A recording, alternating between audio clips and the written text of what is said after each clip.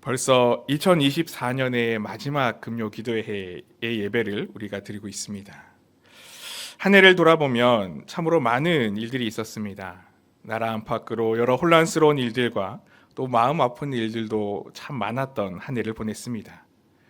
지금도 여전히 이 나라는 혼란스러운 가운데 또 많은 걱정을 가지고 있는 그런 시기를 보내고 있는데, 아마 우리 모두도 마찬가지의 심정과 마음으로 그렇게 올 한 해를 보내셨을 겁니다. 그래도 이렇게 우리는 힘든 한 해를 잘 이겨내셨고, 또 지금 이렇게 한 해의 끝을 바라보고 있는 그 시점에 서게 되었습니다. 그래서 이 시간에는 먼저 우리가 우리 스스로를 한번 위로했으면 좋겠습니다. 한 해 동안 참 내가 수고가 많았노라고, 참 힘든 한 해를 잘 견뎌냈노라고, 그리고 내 삶이 무너지지 않아서 고맙다고, 그렇게 스스로를 격려해 주었으면 좋겠는데, 우리 가슴에 손을 한번 얹고 나에게 한번 칭찬했으면 좋겠습니다. 참 수고 많았습니다. 참 수고 많았습니다. 그리고 옆에 분들도 한번 보시면서 참 수고 많았습니다. 인사합시다. 참 수고 많았습니다. 이렇게 힘든 가운데 또 수고로운 한 해를 보내셨는데, 그 가운데 하나님의 은혜가 충만했을 줄로 믿습니다. 무엇보다 우리가 이렇게 어려운 환경과 상황 가운데서도 우리의 한 해를 잘 보낼 수 있었던 전적인 이유는 바로 하나님의 붙드심과 또 하나님의 은혜가 있었기 때문에 가능한 일일 것입니다. 우리 삶이 어렵지 않은 것은 아니었습니다. 처음에도 말씀드렸다시피 문제가 많았고 또 아픔도 많았고 괴로움도 많았던 그런 한 해였습니다. 그러나 하나님께서는 그런 우리 인생 가운데서도 단 한순간도 우리에게서 눈을 떼지 않으셨고, 그 손을 놓치지 않으셨고 늘 동행하여 주셨습니다. 우리를 사랑하시는 하나님께서는 이 사건 사고가 많은 이 한 해 동안에도 우리가 넘어지지 않도록 우리를 지키셨고 평안의 은혜를 허락하여 주셨습니다. 우리가 한 해를 되돌아보며 이 하나님의 은혜와 사랑에 깊이 감사할 수 있는 그런 우리가 되어야 할 것입니다. 그리고 이 믿음의 마음, 이 마음이 어떤 상황 가운데서도 우리가 변치 않으며 신실하기 위하여 마음을 늘 다잡고 믿음으로 달려가는 그런 우리가 되도록 새로운 한 해도 그렇게 잘 달려나가고 준비해야 할 것입니다. 그렇게 우리가 다가오는 2025년에도 마음을 다잡고 온전히 서기 위해서 우리가 명심해야 하는 것이 있는데, 바로 반석 위에 우리의 믿음의 삶을 잘 세워 나가야 하는 것입니다. 즉, 우리의 기초가 어디에 있어야 하는지를 잘 확인해야지만 우리는 온전히 서는 그런 믿음의 삶이 될 수가 있습니다. 오늘 예수님께서는 이것에 대해서 우리에게 말씀해 주십니다. 오늘 말씀은 우리가 잘 아시는 것처럼 이 산상수훈의 결론으로 예수님께서 하시는 말씀입니다. 산상수훈에서는 어떤 사람이 복이 있는 사람인지, 어떻게 이웃을 사랑하며 우리가 선을 베풀어야 하는지, 하나님 앞에 우리가 어떻게 기도해야 하는지, 그리고 믿음의 사람은 이 땅이 아닌 하나님께 보물을 쌓으며 하나님을 찾고 하나님을 두드리는 그런 삶을 살아야 한다는 이 산상수훈의 메시지를 쭉 말씀하시면서 오늘 마지막 결론의 말씀을 하고 있는 것이 본문 말씀입니다. 그렇게 말씀을 끝맺으시면서 24절 말씀에 보면 이렇게 말씀하셨습니다. 그러므로 누구든지 나의 이 말을 듣고 행하는 자는 그 집을 반석 위에 지은 지혜로운 사람 같으리니. 예수님께서 산상수훈을 통해서 수많은 이야기들을 해주셨지만 결국 그 가운데 중요한 것이 뭐냐면 바로 이 말을 듣고 행하는 것이다라고 예수님께서 말씀하시는 겁니다. 듣는 것에서 그치면 그 말씀들은 전혀 의미 없는 것이기 때문에 행함으로 이어지라는 말씀을 하시는 겁니다. 학교를 다니는 학생들을 보면 종종 이런 아이들이 있습니다. 수업 시간에 정말 단 한순간도 졸지 않고 칠판을 바라보고 선생님을 바라보며 수업을 듣는 그런 아이들이 있습니다. 수업 자세가 얼마나 바르든지 모든 선생님들이 칭찬하는 아이입니다. 그런데 문제는 이상하게 그런 아이들 중에 꼭 시험을 보면 성적이 바닥을 기는 아이들이 있습니다. 그렇게 수업에 열심히 참여하는 것 같은데 왜 성적이 나오지 않는지 이해가 되지 않는 그런 아이들이 있다는 겁니다. 왜 그런지 살펴보니 그 아이는 수업 시간에는 집중을 하는 것처럼 앉아 있는데 사실은 귀로만 듣고 그 이야기를 모두 흘려보내고 있었던 겁니다. 바른 자세를 가지고 열심히 최선을 다해 듣는데 듣는 것을 그 자신의 머릿속에서 정리하지 않고 내 것으로 만들지 않고 그저 다른 길로 흘려보내버리니 성적이 제대로 나올 리가 없는 것입니다. 교회에서도 이런 사람들이 있었습니다. 제가 중고등학교 때 학창 시절에 있었던 한 친구가 있었는데 정말 교회 예배 때에 그 전도사님의 설교를 정말 귀담아서 잘 듣는 아이였습니다. 누가 봐도 집중해 보이는 아이였고 참 칭찬받는 아이였습니다.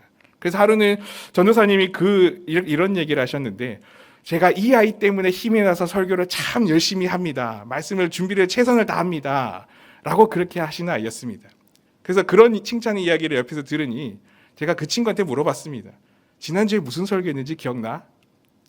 대답이 아니 전혀 그렇게 이야기를 합니다. 그 친구는 열심히 앉아 있지만 귀로는 듣지만 그게 한 귀로 흘려보냈던 겁니다. 예배 가운데 말씀 가운데서도 그런 모습들이 있었다는 겁니다. 믿음의 사람에게 1차적으로 중요한 것이 바로 이런 모습일 겁니다. 우리에게 주시는 그 은혜와 그 말씀들을 듣는 것에서 그치지 않고 우리의 것으로 만들어가는 그런 과정이 있어야 합니다. 이 과정이 없으면 그 은혜와 믿음은 결코 우리의 것이 되지 못합니다. 그러나 그렇게 그 은혜를 우리의 것으로 만들어 나가면 그에게는 놀라운 일들이 일어나게 됩니다. 오늘 예수님께서는 이렇게 우리에게 주신 은혜의 말씀을 듣고 행하는 자를, 그 은혜를 얻는 자를 어떻게 표현하셨냐면 바로 반석 위에 집을 짓는 그런 사람이다 라고 말씀하셨습니다. 한번 이 말씀을 생각해 보기 원합니다. 집이 두 채가 있습니다. 구조와 크기 모두 똑같습니다. 모양도 완전히 똑같습니다. 그러나 이 겉으로 드러나는 것에서 발견할 수 없는 중요한 차이가 있는데 바로 이 집은 어디에 집을 지어 놓았느냐의 차이였습니다. 먼저 24절에서 25절의 말씀을 보면 한 집에 대해서 이렇게 소개를 했습니다. 그러므로 누구든지 나의 이 말을 듣고 행하는 자는 그 집을 반석 위에 지은 지혜로운 사람 같으리니 비가 내리고 창수가 나고 바람이 불어 그 집에 부딪히되 무너지지 아니하나니 이는 주추를 반석 위에 놓은 까닭이요. 반석 위에 집을 지은 사람이 있는데 그 집은 비가 내리고 홍수가 오고 바람이 불어도 무너지지 않는 집이다 라고 말합니다. 그런데 이어서 26절에서 27절에서는 다른 집의 모습을 이렇게 말씀하셨습니다. 나의 이 말을 듣고 행하지 아니하는 자는 그 집을 모래 위에 지은 어리석은 사람 같으리니 비가 내리고 창수가 나고 바람이 불어 그 집에 부딪힘에 무너져 그 무너짐이 심하니라.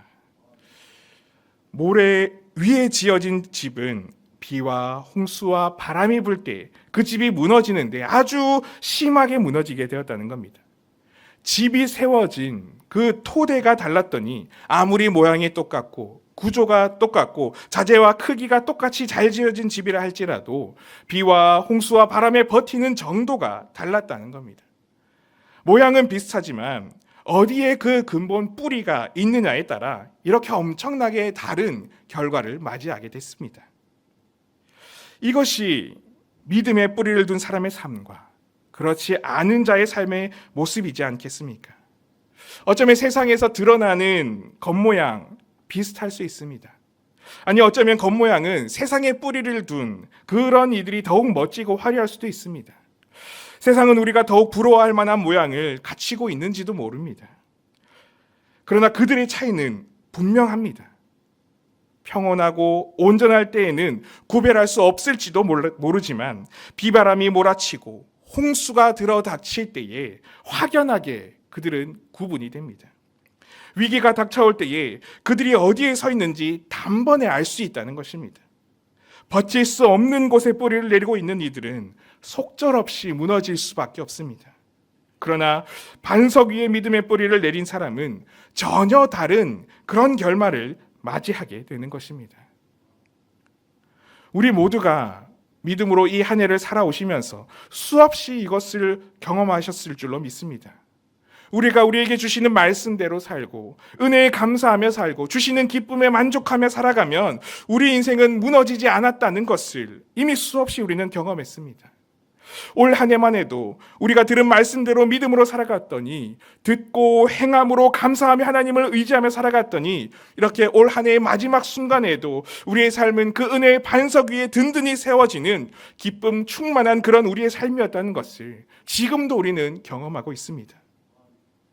이런 우리의 모습이 이 한 해로 끝나서는 안 될 것입니다. 이런 모습은 지속적으로 이어져야만 합니다. 털을 옮기려고 하는 어리석음에 우리가 빠지지 않도록 주의해야 합니다. 저 높은 세상의 건물로 나아가고 싶다는 그런 어리석음에 빠지지 않아야만 하는 것입니다.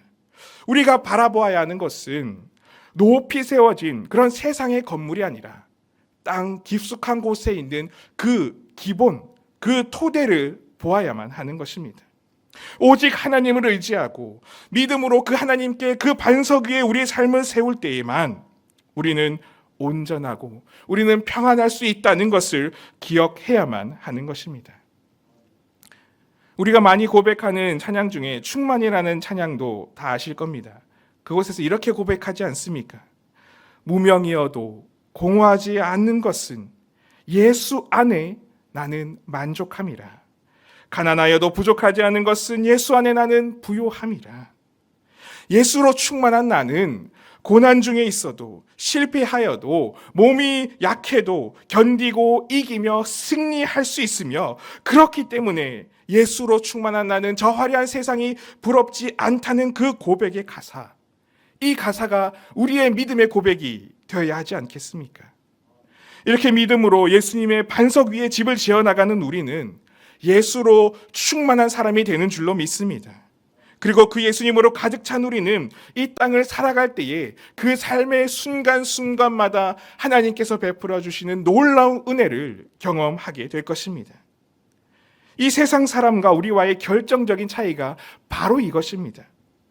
사실 둘 다 똑같이 비바람이 몰아치고 홍수가 몰아칠 겁니다. 반석 위에 집을 짓는다고 해서 비바람이 사라지는 것이 아닙니다. 똑같이 찾아옵니다. 아니, 더 심하게 불지도 모릅니다.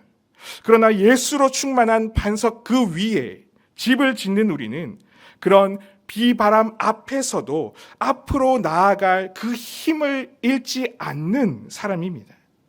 반석 되시는 예수님께서 우리 삶을 받쳐주시기 때문에 우리는 쓰러지거나 빠지지 않고 그 든든한 받침돌이 되시는 그분을 의지하여 더욱 힘을 얻어서 디딤돌로 삼아서 앞으로 나아가게 되는 것입니다.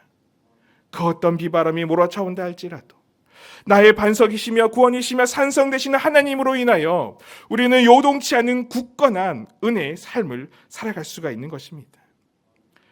하나님께서 우리의 반석이시기 때문에 우리는 온전할 수 있습니다. 결코 세상의 풍파 앞에 쓰러지지 않을 것입니다. 이런 은혜의 삶을 우리가 2025년도에도 살아가기 위해 우리는 이 반석 위에 믿음의 삶을 계속해서 세워나가야 할 것입니다. 그리고 그렇게 믿음으로 세워나갈 때에 우리는 우리의 반석 되시는 하나님으로부터 나아갈 힘을 반드시 얻게 될 것입니다.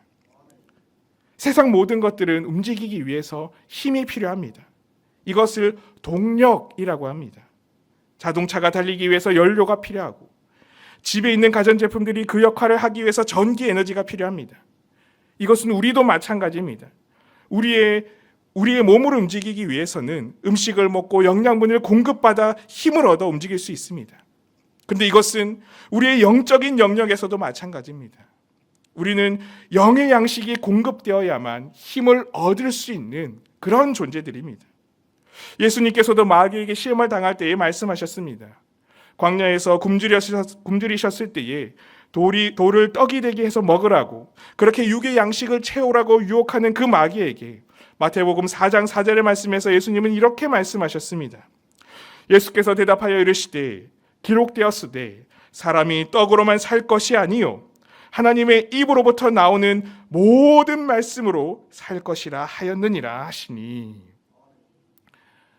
우리는 떡으로만 사는 사람이 아닌 말씀으로 살아가는 사람들입니다. 그 말씀이 채워지지 않으면 우리는 살아갈 동력을 잃어버리고 말 것입니다.